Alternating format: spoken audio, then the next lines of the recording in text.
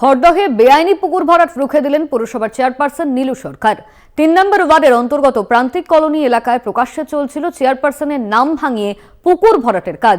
জমির মালিকের বিরুদ্ধে এফআইআর করার সিদ্ধান্ত পুরপ্রধানের।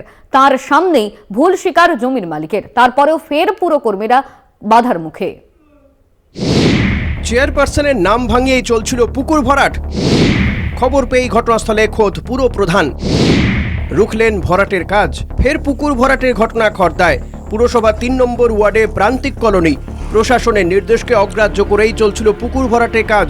চেয়ারপারসনের নাম ভাঙিয়ে ভরাটের কাজ চালিয়ে যাচ্ছিলেন জমির মালিক। কলকাতা টিভির পর্দায় সেই ছবি প্রকাশ পেতেই নড়ে চড়ে বসে প্রশাসন। পুরসভার বিশাল বাহিনী নিয়ে ঘটনাস্থলে পৌঁছন পুরপ্রধান নীলু সরকার। সরেজমিনে খতিয়ে দেখেই পুরপ্রধান রুখে দেন ভরাটের কাজ। সিদ্ধান্ত নেন পুকুর মালিকের বিরুদ্ধে এফআইআর করার। এসে ওনাকে আমি জিজ্ঞেস করলাম, বললো যে না, উনি আমাকে কখনো দেখেনি, হয়তো ফটো দেখেছেন, আমার সাথে কোনোদিন ডাইরেক্ট যোগাযোগও নেই। তো উনি বলছেন যে বাসি গাড়ি যারা আসে তারা নাকি বলেছে। তা বাসি গাড়ি আর চেয়ারম্যান কি এক হয়ে গেল? হ্যাঁ, তারা বলেছে। তারা কি বলেছে, আপনি জায়গাটাকে পরিষ্কার করুন, ওনাকে ফিলিং করতে বলা হয়নি।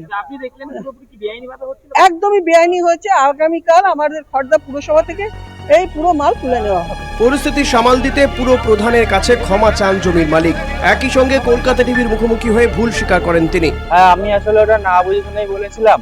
আমার আসলে এরকম চেয়ারম্যানের সম্পর্কে অভিযোগ করা উচিত হয়নি, ওর জন্য আমি ক্ষমা চাইছি চেয়ারম্যানের কাছে। আমার ভুল হয়ে গেছে। মানে শালি জমি, আমি ভাবলাম হয়তো শালি জমি ভরাট করা যায়, কিন্তু এখন জানলাম যে আসলে যে শালি জমিটা বাস্তু করতে হয়, তারপর ভরাট করতে হয়। এখানেই শেষ নয়। পুরসভার নির্দেশ মেনে মঙ্গলবার সকালে ভরাটের কাজ বন্ধ করতে গেলে পুরকর্মীদের আবার বাধা দেন জমির মালিক।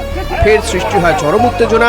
জমির মালিক দাবি করেন পুরপ্রধান লিখিত নির্দেশ না দিলে তিনি সেই ভরাটের কাজ বন্ধ করবেন না। অবশেষে রহরা থানার পুলিশের তৎপরতায় পরিস্থিতি নিয়ন্ত্রণে আসে। বন্ধ হয় ভরাটের কাজ। পানিহাটি থেকে জয়ন্ত মজুমদারের রিপোর্ট, কলকাতা টিভি।